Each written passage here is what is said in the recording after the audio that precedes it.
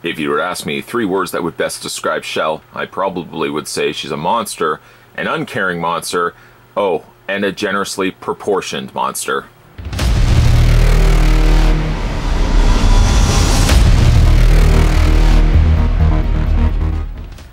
That's right, because today we're going to be having a look at the reissue of the NECA Toys Portal 2 Chell with the Aperture Science handheld portal device.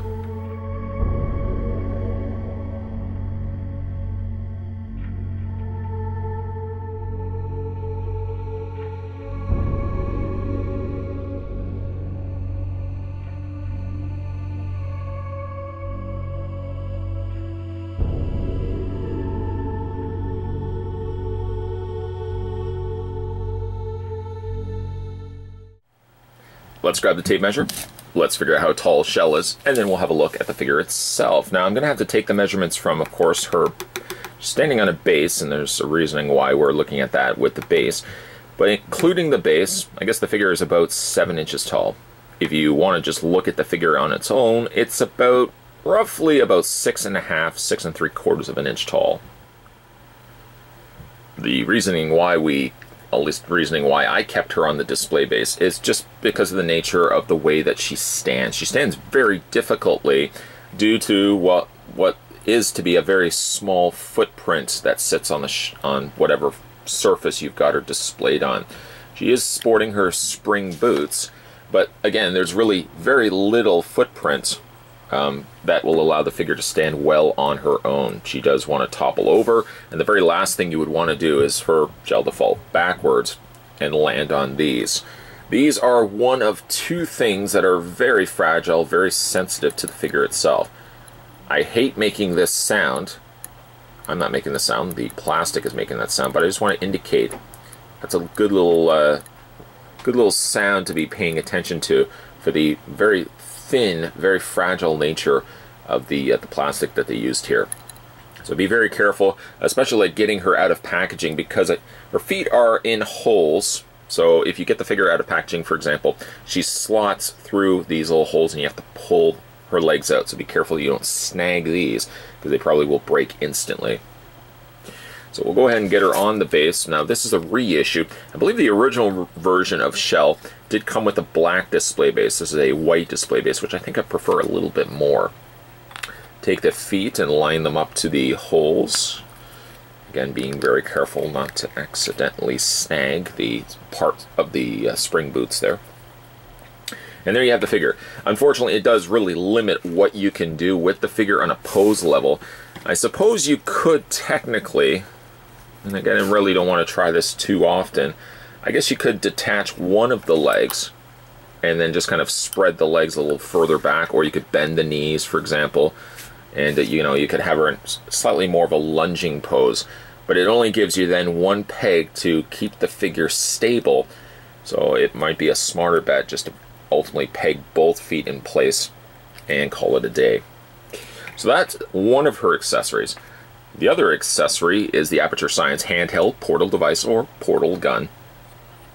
It's a really nice piece, but it also has its own fragile parts. Again, that little sound, it's that hollow, very thin plastic sound. Oh, I so don't like the sound of that. But be very careful, especially if down the road you decide you want to pack this figure away. Luckily, because they're not using clamshell cases anymore and rather boxed packaging, it's very easy to put the figure back in when you want to decide you want to put her away just for the time being. On the top there, you've got Aperture Science, or Aperture Laboratories, I should say, and a little logo on the side. A very pristine white portal gun, primarily black, with, again, the caps on the underside and the top side in white. Get a little light there, and some panel lining that runs right down the middle. There's the handle, in which we'll put into the figure in a second, and there's your battery compartment. The batteries are LR41. Luckily, the batteries are already included, and just want to double check that when you get this out of packaging, there should be a little plastic tab that sticks out from the slot. I've already gone ahead and taken that off. So we'll go ahead and press the button, and this will project the top area here in a very bright blue LED. So bright, I hope I haven't blinded you in the process. I think this also, no, this does not light up. It's just, it looks like it's painted in. But it's a very bright projection. And speaking of projection, there's the front end of the portal gun. I suppose if we were to cut the lights, oh, now that I've said that, let's go ahead and cut the lights. It's probably a lot easier to showcase the portal gun with the lights cut off. You can see how bright that is. In fact, it's illuminating both my thumbs and my fingers. As you can see, the portal gun projecting the very bright blue light. And if I try not my best to blind you, again, it projects a very bright source. And if I can hopefully catch my hand just right, it also does make the shape as well. It's not simply just a case where it is projecting one circular shape. You've actually got the individual circles all the way around it as well. Really nice touch. So if you want to get that displayed in her hand, it will only fit in one hand. I find it helps a little bit also to pry the fingers away ever so slightly. It's tricky to get into her because, well, you have to have that top cuff area, the cap area, fit over top of her hand. And it does make for a bit of a loose fit. It's not something you would be able to hold well on single hand, as the portal gun will drape down. So your best bet is grab the other hand, on the other hand, which is a flat hand, and you can kind of have the other hand just resting on it. And then you accordingly can just tilt the head slightly, and you can have the figure displayed like this. I wouldn't probably entertain the idea of having the portal gun running all the time. I do not know the longevity of how long those LED at least the batteries would last before it would dim out. They probably are trial batteries, so they probably have at the very least half the amount of power that regular batteries would have. Okay, so let's go ahead. After all that, we'll turn off the portal gun. Just take this out of her hand. And while still keeping her on the display base, let's have a look at figure Chell. A really nice looking figure. I don't believe she has any new mold changes to her original release. Some would argue the point that she doesn't quite fit her gameplay, the actual game model, but I think it's pretty good. The hair is nicely flowing down. For some reason I've got this, I don't know if you can see it, but there's this almost curved area of plastic. I find it's noticeable. You may not find it's too noticeable. Also, if you slightly tip it to the side, there's just a little line of plastic. I don't really want to be nitpicking, but it's something I do want to point out. There's just, if the light hits it just right, you see there's a line running down from her face, from her eye, down the side of her cheek, coming towards her mouth. Could likely just be the way it came off the mold. Hair sculpt's pretty good, nice dark colored hair. Paint, for the most part, is pretty good. White is always a hard thing to do. And though her white top looks good with the Aperture Laboratories running across the front area here, one can't help but notice it does have a slightly more chalky presentation. If you spin the figure around, it also, there's also these little imperfections of paint. Other than that, it's not too terrible. Of course, then you get down to the rolled down jumpsuit. Of course, it would be folded down and now draping around her waist. This is not removable, however, it is of a softer plastic material. They've washed it, but they haven't washed it too considerably. You see a little bit down here, but a whole lot happening in the knee area. I'm not sure if that may vary from figure to figure. I do notice it gets really dark here and not as dark here, making me think it was just simply the way it was painted.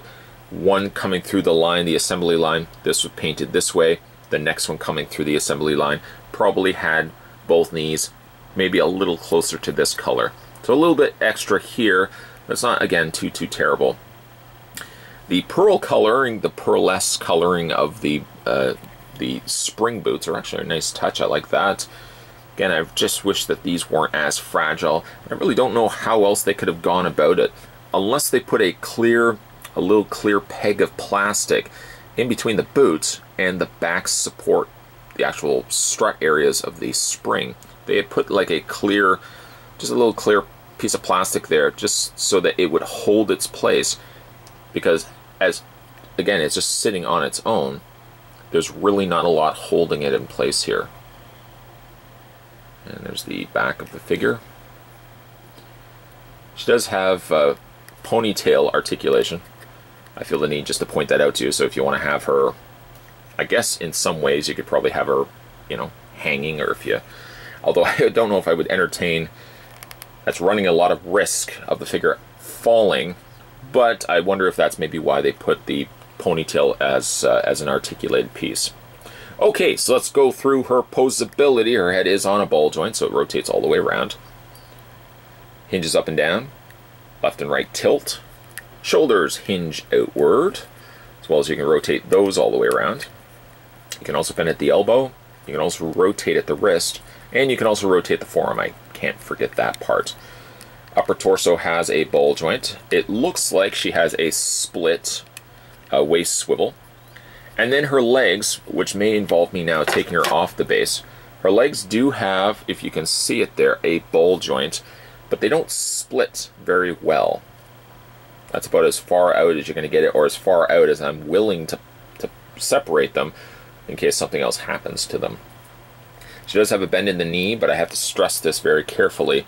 Be careful, because you know, again, you don't want to put a lot of pressure on this. That's gonna break off.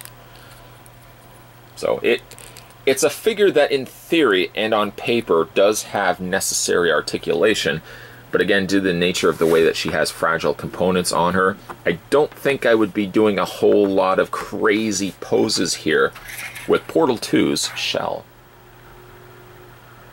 Portal 2 Shells, as well as Half-Life Dr. Gordon Freeman, which we looked at in a previous review, are reissues from the folks over at NECA Toys. So this gives you a second opportunity to hit your local comic book stores or retail stores to be able to find both figures. I thought both figures turned out well. Again, really not having picked up the previously released versions of them. I think Chell overall is a nice looking figure, and the added bonus is that you've got yourself the portal gun with the working lights, which is a nice touch. The figure, unfortunately, is a figure that you'd likely would be displaying in museum display only, basically standing straight. Perhaps you could do a little bit more with the arms. I've just got the portal gun kind of resting against her shoulder, but there's not really a whole lot you can do with the legs. Just by the nature of the spring boots, there's very thin plastic in play here that you really wouldn't want to do too much with the bottom. At least, at the very least, if you peg her both feet into the display base, she's not going to go anywhere and hopefully not fall in the process. While we're on the topic of fragile, the portal gun also does have fragile prongs. Those little end pieces that stick out from the portal gun, be very careful of those, as they are also made up of the same similar thin, fragile plastic. So again, you're not going to be able to do a whole lot with Chell here. If anything, you're probably just going to be displaying her maybe with arms posed, or at the very least, you could have the portal gun light up. But I think she's still a nice pickup if you haven't had a chance to get the initial one. Today we were having a look at the reissue of the NECA Toys Portal 2. This was Chell, who came along with an actual not really working portal gun, but at the very least, it was a portal gun that had working lights. Pretty cool. If you guys want to check out some more NECA reviews on this channel, there's a playlist designated just for that. You can head over to actually a whole bunch of different playlists of all the different things that I've categorized here. Also, hit that little subscribe button. You know where it is. You know exactly where it is. It's right below this video. If you haven't already done so, hit that little subscribe button down below. More videos will be coming your way. As always, thanks for watching. See you next time.